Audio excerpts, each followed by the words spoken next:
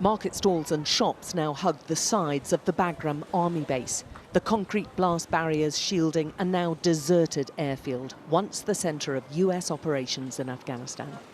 The airfield's now been handed over to the Afghan security forces, without ceremony and without any official announcement. Afghan soldiers have been busy mending a breach in the perimeter after looters got inside.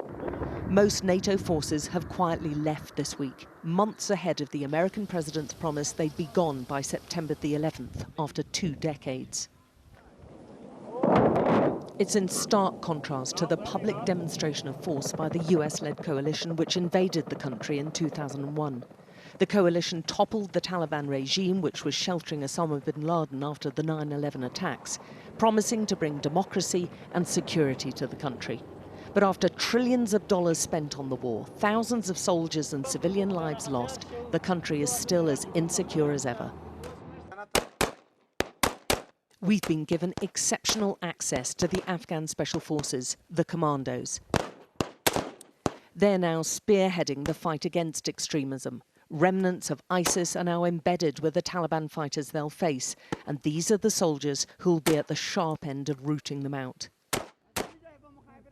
They're just training, but soon these commandos will be facing Taliban extremists for real. For the first time in nearly 2 decades, it'll be without international support. The rest of the country, the world, will be watching to see how they get on. They're armed with American-supplied weaponry and ammunition. The training base was set up by their American and British partners. But even these elite forces have suffered some terrible losses in the lead-up to the international troop pullout. Hours before the Bagram base was vacated, the Taliban was posting videos on Twitter claiming hundreds of Afghan soldiers have been handing in their weapons and surrendering to them. Dozens of districts have fallen under Taliban control in the weeks after the US administration said its troops were leaving the country and before the conclusion of peace negotiations. Now there's growing anxiety about what that will mean, amid fears it'll see a return to the extremist rule which saw women flogged, girls banned from school and public executions. The hasty military exit has alarmed those who worked with the international troops and who now fear being targeted by an empowered Taliban who see them as colluding with the enemy.